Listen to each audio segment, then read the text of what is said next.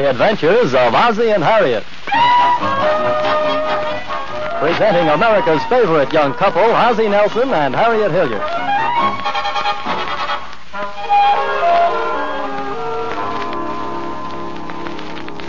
And now let's see what's going on in the Nelson family. Ozzie? Yeah? David's in a hurry, dear. Could you make the toast? Oh, sure. Is there any school today? Oh, yes, there's school. What's the big rush, David? He's been appointed hall monitor. Oh, good for you. What does that consist of? I stand by the stairs and see that the other kids don't shove and push. Jam, please. Well, sounds like quite a responsibility. I don't think it's so hard. What's wrong with it? Well, for one thing, at recess and lunch, I don't have as much time to play ball as the other kids. Oh, I think you'll find in later life being a monitor is a little more valuable experience. Not if I'm a ball player. Well, it all comes under the heading of accepting responsibility. Can't shirk our duties, you know. Don't let the toast burn, Ozzie. More jam, please. Don't eat any more jam, Ricky, until you get your toast. Well, there's some things we have to do in life whether we like them or not. Here at home, we all have certain tasks to perform. Somebody has to cook. Somebody has to keep the furnace going. Who's responsible for hanging up your clothes? I am. And who's responsible for putting away skates and sports equipment? I am, boy. Well, school is just an extension of your home life. Are you watching the toast, Ozzie? No, yes. There you are, Ricky. See, when you have a job to do at school, get it done just as you would at home. Regardless of how big or how small. Give me a piece of that toast, will you? Thank you. Whatever the job is, the important thing is to accept it gracefully and do it well.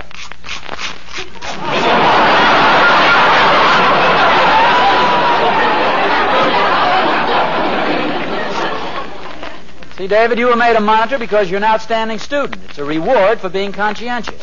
So be proud of the fact that only the best students get to be monitors. Were you ever a monitor, Pop? Schools were a little different in those days, Ricky. Ricky, don't bother Daddy while he's buttering his toast.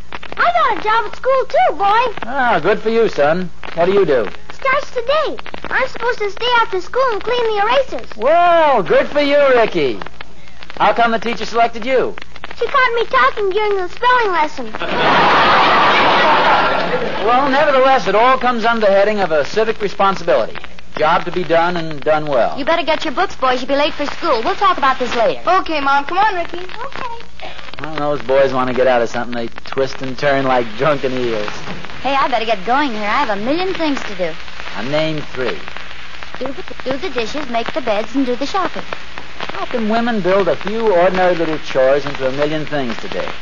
Well, I also have a luncheon meeting with all the committee women for the annual PTA Bazaar. Oh, is that a fair coming up again? Oh, I just remembered. I also have to get out a report for the Ways and Means Committee at the library. And then there's a meeting today at the Entertainment Committee at the church. Well, I think it's wonderful you've been appointed to all these committees. Appointed? I volunteered. I've said I will so often, I'm beginning to feel like a little red hen. Well, anyway, I'm very proud of you, dear. It shows a real public spirit. You know something? We're getting to be quite a civic-minded family. Well, I just hope I haven't taken on more than I can handle. Oh, I'm sure you have. Wonderful spirit. Oh, I almost forgot. I have also become a special traffic policeman. Traffic policeman? Mm-hmm. You know that bad street crossing near the school? Yeah. Well, some of the mothers have volunteered to take turns watching it during school hours. Here, look at this. Oh, how about that? Armband and a whistle. Works and everything. Yeah, sounds like a real policeman. Here, let me try it.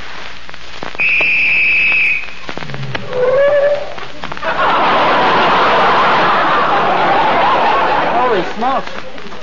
Sorry, old man. Somebody blew the whistle by mistake.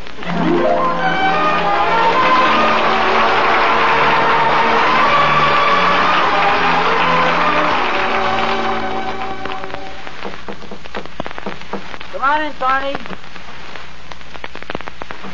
In here. Oh, hi, Oz. You know, there's one thing about you, old man. You never disappoint anybody. Well, what's on your mind? Nothing. I thought I'd find you lying on the couch, and I wasn't disappointed. Hello, Barney. Hey, you look a little unhappy. What's the trouble? You know, Harriet, women are wonderful. They look lovely. They're a comfort to have around. They even smell nice. What's your complaint? Why do they have to go running bazaars? Good for charity. Fine. I'm all for it. Somebody needs help. Somebody else says, let's do something about it. Somebody else says, how can we raise the money? Somebody else says, let's run a bazaar. And then somebody always says, we'll get Thornberry to build the boots. Oh, you mean the PTA bazaar, huh? Mrs. Pennyfeather said she was calling you for that. Now, what's so terrible about building a booth, Donnie? Well, don't you remember the PTA bazaar last year? I built the booth in my basement. Had to work late at night and keep my family up because I had to make changes. What changes? Well, Mrs. Flicker wanted it taller so she wouldn't bump her head. Mrs. Henderson is short, so she wanted the counter lower. Mrs. Cassidy wanted the booth broader because, well, you know Mrs. Cassidy. And Mrs. Walker wanted the shelves deep because she had 4 dozen jars of pineapple guava jelly. I remember now. I could hear them moaning way over here. When I was all through, the top was high enough for Mrs. Flicker, the counter was low enough for Mrs. Henderson, the booth was wide enough for Mrs. Cassidy, the shelves were deep enough for Mrs. Walker's 4 dozen jars of pineapple guava jelly, and I had to build the booth all over again because I couldn't get it out of my basement.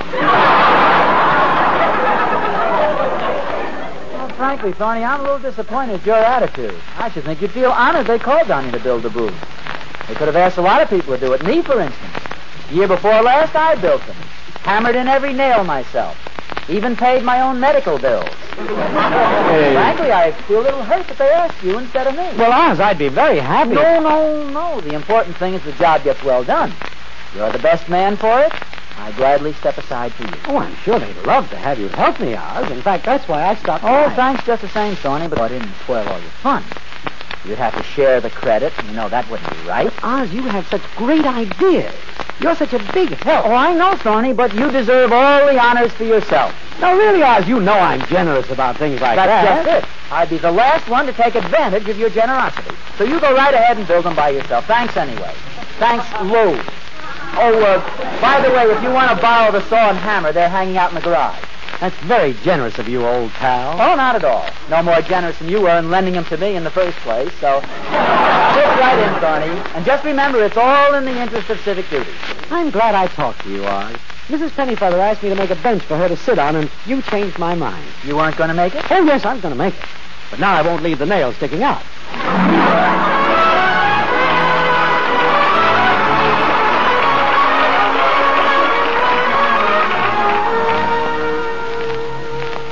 You know, Harriet, it does my heart good to see so many people fulfilling civic obligations, taking on public responsibilities, accepting duties. It must be the postman. Even the postman serves the public faithfully, always cheerful, always on time. Nothing keeps this courier from the swift completion of his appointed rounds. Anything important, dear? No, just a couple things for me. Hey, here's an important-looking letter. Dear citizen, you have been chosen to... Ozzie, this is a summons for jury duty. Oh, that's very nice. Nice? What's nice about it? Well, Harriet, one of the great privileges of the democratic way of life is to be a cog in our judicial machinery. Ozzie. I should think you'd be very happy about it. Ozzie. Besides the civic responsibility, I think you'll find jury duty a very interesting experience. Ozzie. Yeah? I've got nothing to do with it. The summons is for you. Me? Oh, they can't do this to me. But your civic responsibility. I voted last year. I'm a busy man. They can't do a thing like that.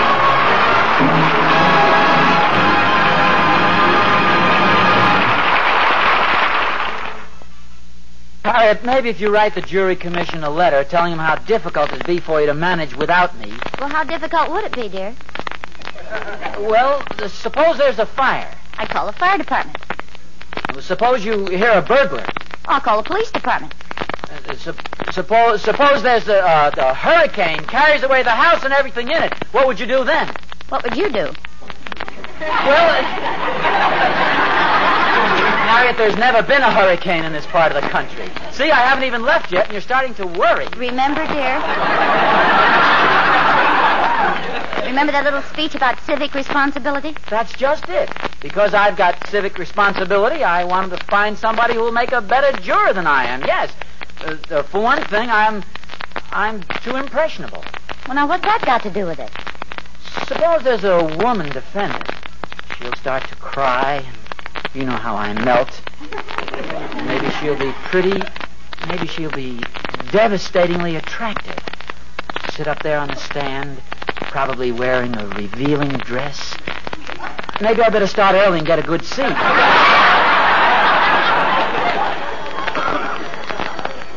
Ozzie? Wake up and answer the phone. Oh. Hello? Hello, Mr. Nelson? Yes? This is Mrs. Pennyfeather, president of the PTA. Oh, yes, Mrs. Pennyfeather. Yes. Well, Mr. Thornberry happened to mention how hurt you felt about being asked to work on the booth. And now, since we need more help, we can make everybody happy. Yes, but Mrs. Penny... No arguments, please. We insist that you help. And you'll just have to forgive me for not asking you first. Oh, well, this is very kind of you, Mrs. Pennyfeather. Yes. In fact, I'll have to remember to thank Mr. Thornberry personally, but I'm afraid I won't be able to help. Well, I know, but as long as you try your best. No, I'm busy. I've had a hire call. I've been called for jury duty. Jury duty? Yes, I've got the summons right here in front of me. The 1st District Court. Oh, isn't that a shame? Poor Mr. Nelson. If it had come at any other time. Well, as the old saying goes, those are the breaks.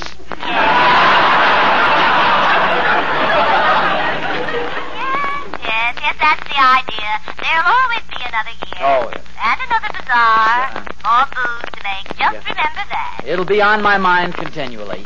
Meanwhile, if there's anything else I could do, like running the bingo game or the Little Egypt concession, or if you've got... Yes, I'll let you know. Oh, thank you. May I say again how sorry I am I can't build the booth? Well, it does seem a shame. That's work that does call for a strong back and well, goodbye, Mr. Goodbye, Mrs. Featherweight. It's You know, Harriet, this jury duty may have its good points after all. I'm not so sure about that. At least I won't have to knock myself out building booths for the PTA Bazaar. But, dear, you may have to serve for weeks on end. Oh, that reminds me. What? Weeks on end. I'm going out to the garage and get my air cushion.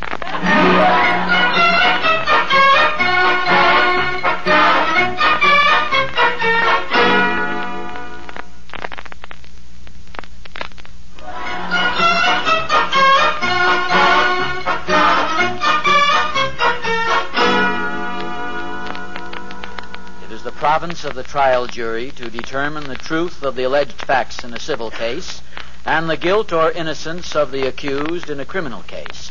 Therefore, fellow jurors, I feel that... hello, Emmy Lou. Are you hiding from somebody? No, I'm just sitting here talking to... refreshing my mind on a few of the legal principles. I've been selected for jury duty. Oh, Mr. Nelson, how fascinating. How thrilling.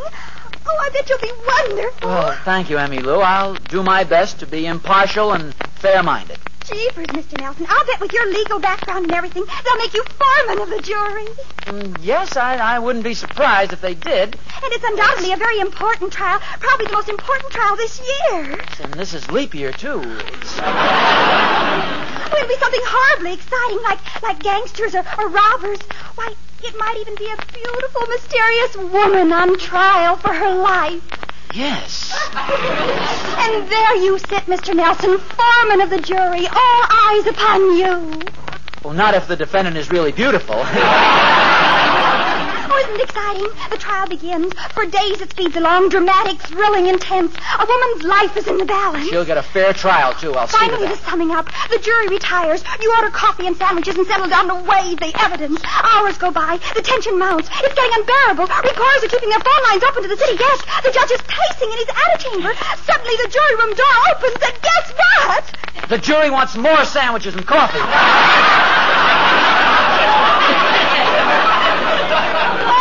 hours of deliberation. Then you finally file into the courtroom. Everything grows quiet. You can hear a pin drop. The beautiful woman is looking at you. The judge, the lawyers, the reporters, the spectators, they're all looking at you. I hope my tie is straight. There you stand. And now, solemnly, with a tear in your stern blue eye, you give the verdict. Not guilty. Not guilty. Pandemonium breaks loose. You're a hero, Thank a public figure, with your picture in all the papers. Hello, Mom. Oh, Mr. Nelson.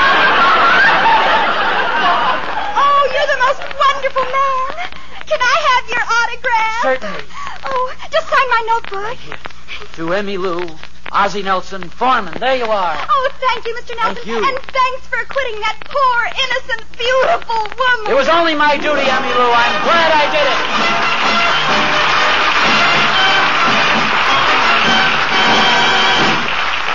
Harriet, do you realize I've probably been called for jury duty for some big, important trial? Something like gangsters or something? Well, I certainly hope not. Well, why not? Well, I was reading just the other day where some gangsters took a jury member for a ride. It might be dangerous. Harriet, when it comes to a question of public duty, I'm not a man to be swayed by the imminence of danger. You think I mind their intimidation? You think I mind their threats? Do you think you could come with me?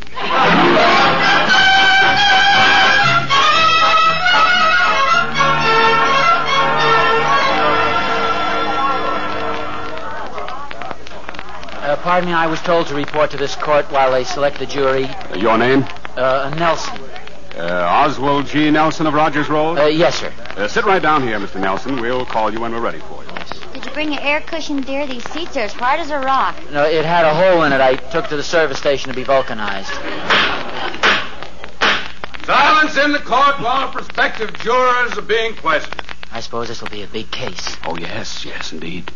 Very interesting. What sort of case is it? Criminal, gangsters? The Mercury Holding Company is in litigation with the Pennsylvania Bonding Corporation over the title deeds to certain bottom lands. Will the prosecutor please question the prospective jurors? Herbert Barrington up front, please. Herbert Barrington. Kind of stuffy in here, don't you think so?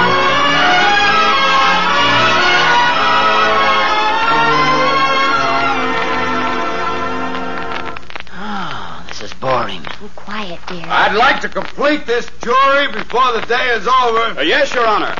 I would, however, like to call the court's attention to the similarity between this case and the case of Snodgrass versus Continental Can. Boy, these seats are sure hard. How long we been here? About 3 hours. Oh, so stuffy in here I can hardly keep my eyes open. Stanislaus Dalbignavian up front, please. Stanislaus Dalbignavian. My name is Stanislaus Dalbignavian. Ozzie, you're falling asleep. My name is Ozzie. You're falling asleep. Ozzie, don't fall asleep. I haven't slept for days worrying about this case, Your Honor. I'm Harriet. I'm Harriet Nelson.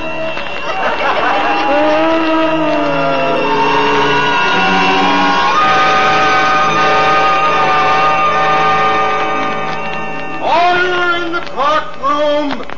I demand order. Now go on with your testimony, Miss Falling Asleep. Well, Your Honor, honey, it was like this.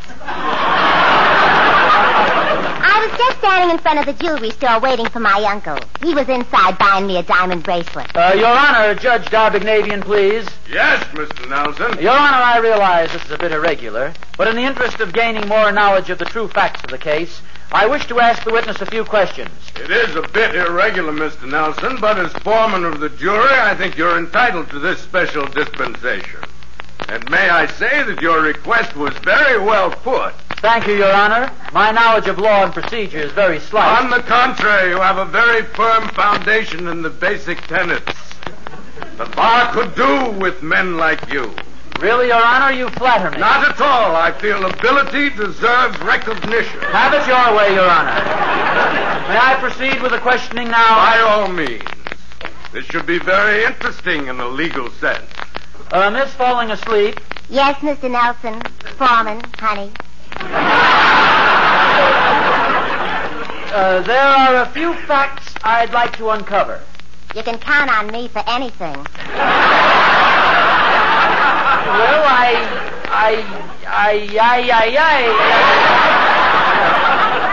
thank you. You're very cooperative. Would you tell us, please, just where in front of the jewelry store were you standing? I wasn't standing. I was sitting on a fire hydrant. It was a cold day, as I remember. Didn't you find the hydrant a bit chilly to sit on?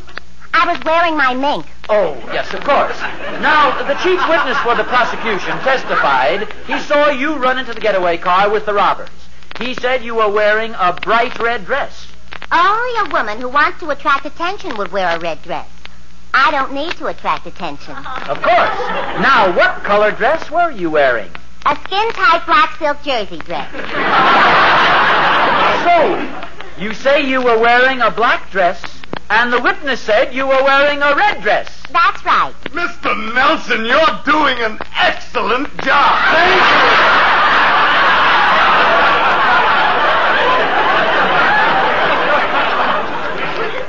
Now will the chief witness for the prosecution please take the stand? Okay. Now, Mr. Thornberry, you say when you saw this young lady, she was wearing a bright red dress. That's right, bright red. She looked terrific in it, too. Now, never mind the physical details, Mr. Thornberry. Now, what is the color of this piece of cloth I'm holding up over my head? Green. Your Honor, I submit that the witness is colorblind. This piece of cloth is obviously red. Brilliant, Mr. Nelson, brilliant. Here, let me shake your hand. Thank you, Your Honor. Just call me Stan. Just call me... Ozzie, wake up. You're snoring. The judge is furious. Who do I... Oh, thank you, Stan. What's... Wake up. Come on, wake up. Isn't that the jury you wanted excused? Yes, Your Honor. Wake him up and get him out of here. What is it? What happened? That's all, Mr. Nelson. I pulled some strings and got you excused. Excuse from what? From jury duty. We won't need you. You can go now. Well, you can't do that to me. Get him out of here. What's that? Bailiff, throw that man out. I don't want to be excused. I came here to serve. Ozzie, come on. I'm a citizen. I'm a voter. I demand my chance. I know my rights. I've been through the freedom train. Throw that man out.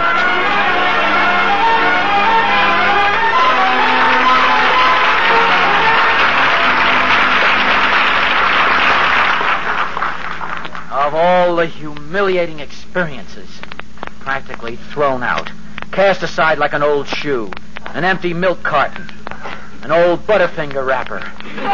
Well, it was nothing personal, dear. It was just that they had enough jurors without you. What's the use of being civic-minded? What does it get you? Man sacrifices his time for public duty, loses sleep, gets up earlier than usual, shaves closer than usual, dresses carefully in a dignified, legalistic manner, goes down to court, and what happens? You caught up on the sleep you lost. This goes to show you it doesn't pay to be intelligent. Doesn't pay to get an education. What good does it do you to go through school? You just get thrown off juries. Just see if I ever go to another class reunion. The lawyer that threw me out. He excused you. His client was probably a crook and as guilty as they make him.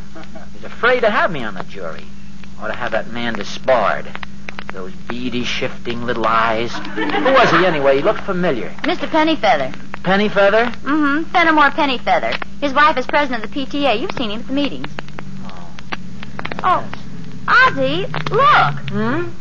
There's a big pile of lumber in our driveway. And there's Thorny. Yes. And somehow I don't like that big smile on his face. Hi, Oz. Boy, I sure fixed it for you, didn't I, Oz? Fixed what? Got you off jury duty. You got me off. Well, sure. When Mrs. Pennyfeather told me you were on jury duty in the same court with her husband, I suggested he have you excused. It was all very legal and simple. Wasn't that nice of me? Barney, you dog, you just did this so I'd be available to help you build those boots. Oz, how can you be so ungrateful after I've made this tremendous sacrifice? What's this? Knowing how deeply you feel about civic responsibility, I finally talked Mrs. Pennyfeather into letting you build the boots alone. Well, what about you big loafer? Well, you see, old man, in order to get you off jury call, I had to agree to take your place. Why, Oz, please! You can kill a man with a hammer!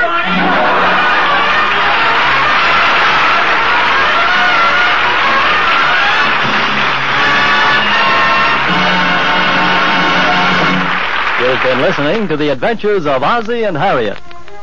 This is the United States Armed Forces Radio Service, the voice of information and education.